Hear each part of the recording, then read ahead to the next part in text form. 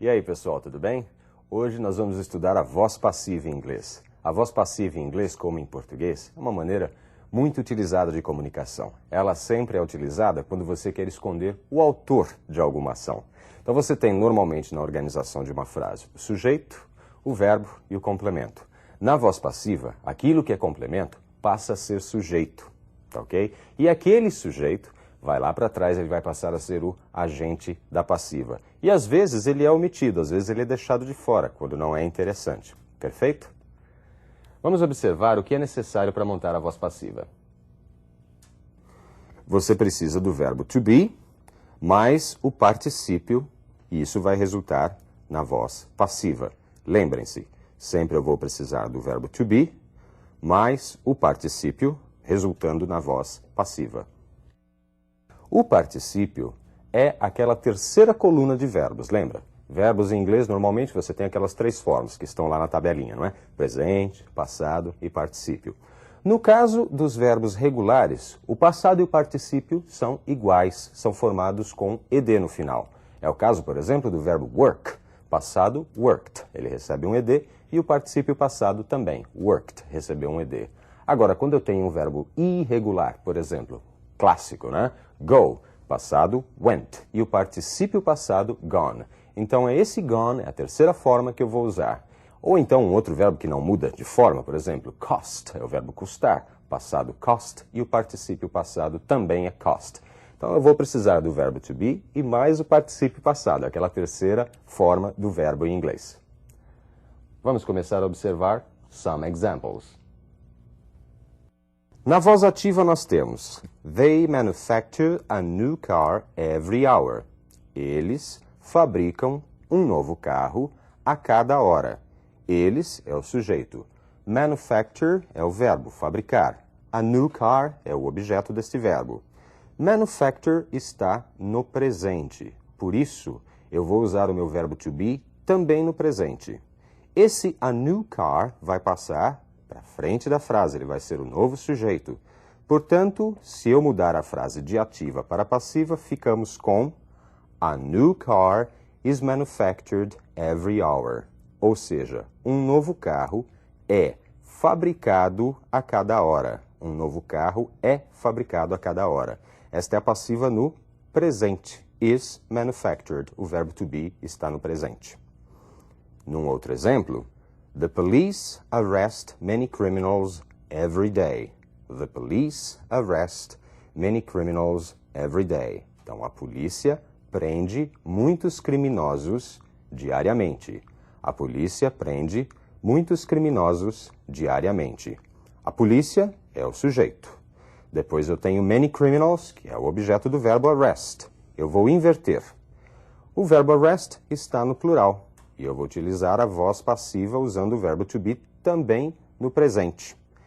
Criminals are arrested by the police every day. É assim que fica, olha. Criminosos são presos pela polícia diariamente. Aí eu utilizei o by para introduzir o quê? O agente da passiva. By the police. Os criminosos são presos pela polícia diariamente.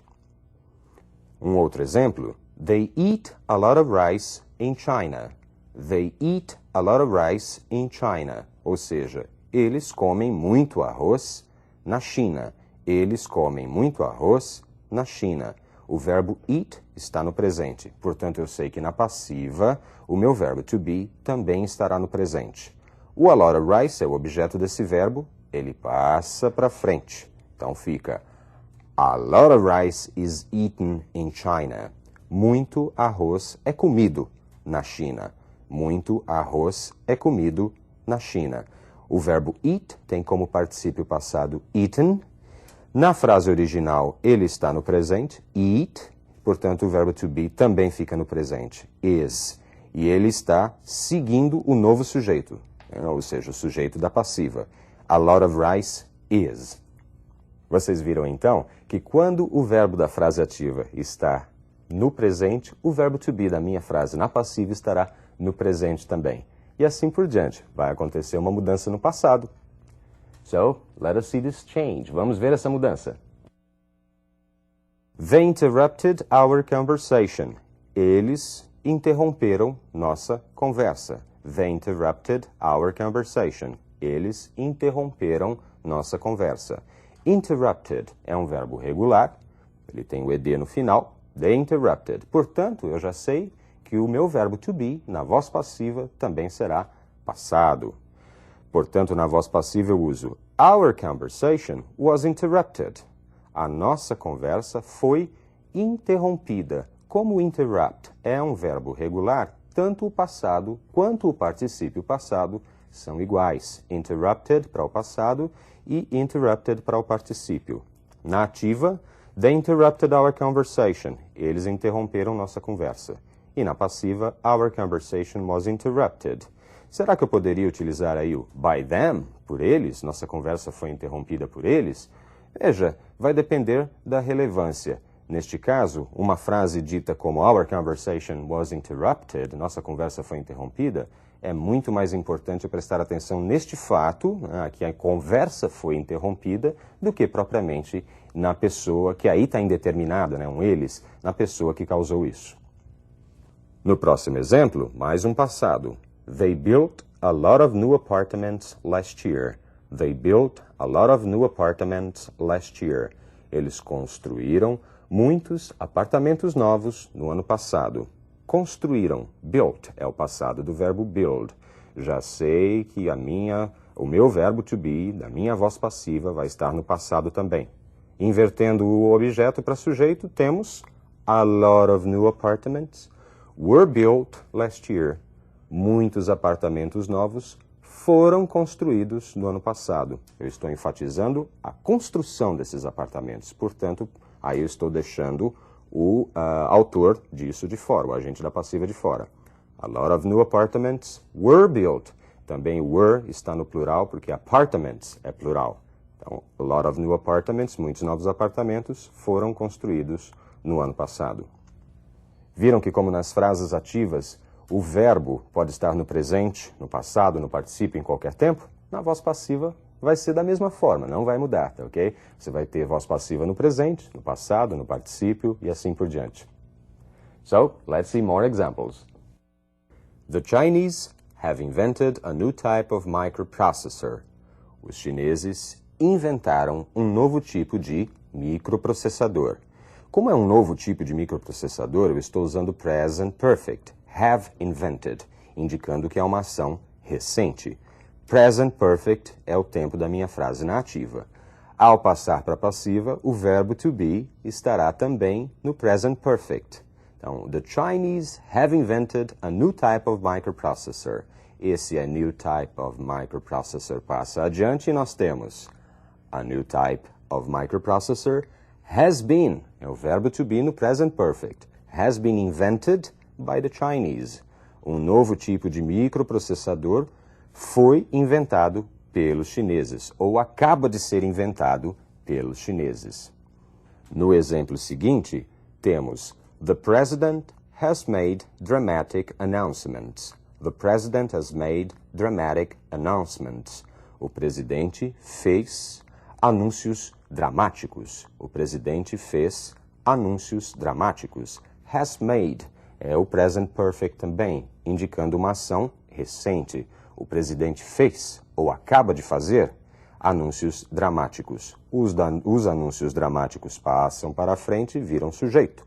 Dramatic announcements e o verbo to be. Have been, eu uso agora have porque eu estou lidando com o plural. Announcements, announcements have been made by the president. Anúncios dramáticos foram feitos pelo presidente, ou acabam de ser feitos pelo presidente.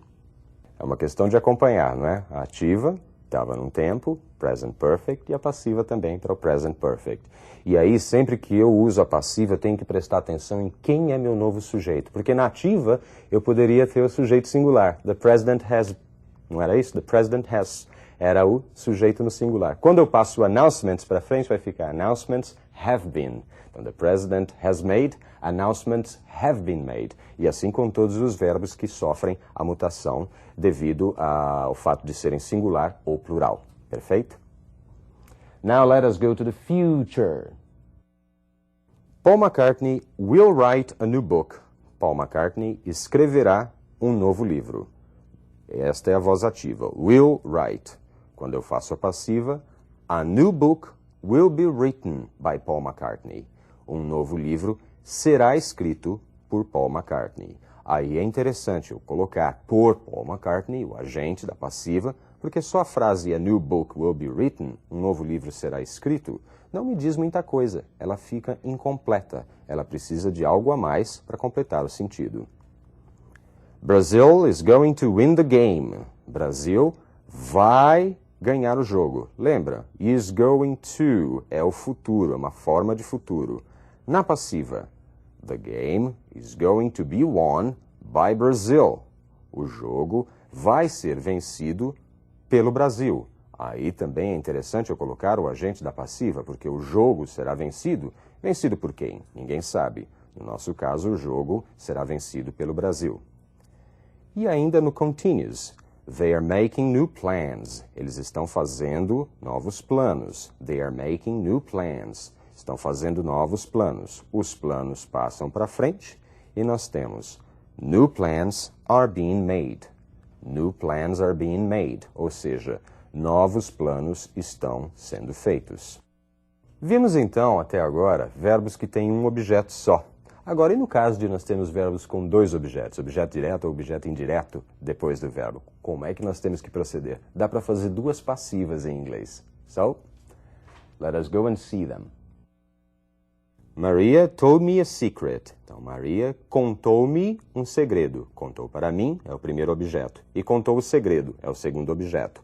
Um verbo com dois objetos. Posso fazer duas na passiva. Primeiro, a secret was told to me by Maria. Ou seja, um segredo foi-me contado pela Maria. Então, essa é a primeira forma que vocês conseguem identificar. Agora, olha uma forma tipicamente usada na língua inglesa. I was told a secret by Maria. O que é isso? Eu fui contado um segredo pela Maria. É mais ou menos a mesma história. Maria contou-me o segredo, mas em inglês eu posso fazer este tipo de passiva. I was told a secret. Eu fui contado um segredo. I was told a secret by Maria. Maria contou-me um segredo. No exemplo seguinte, vemos She won't give you a present. Ela não lhe dará um presente. Ela não lhe dará um presente. Se lhe, equivalente a você, não é? Não dará a você um presente. Temos dois objetos aí, o você e o presente. Ao utilizar o presente como sujeito, temos a present won't be given to you. Um presente não será dado a você. Aí foi omitido o agente da passiva, porque talvez não fosse relevante. A present won't be given. Olha o won't, que é o auxiliar que leva o verbo to be para o futuro. Então, um presente não será dado a você. Ou ainda, usando agora o you como sujeito, you won't be given a present. É muito utilizado isso em inglês, viu, gente? You won't be given a present. Você não será dado um presente. O presente não será dado a você. Ou seja, você não será dado, você não vai receber esse presente. Se estivéssemos fazendo um trabalho de tradutor, essa frase teria que ser mudada. Eu estou mais preocupado em dar a vocês uma noção de como ler e como entender esse tipo peculiar de voz passiva em inglês.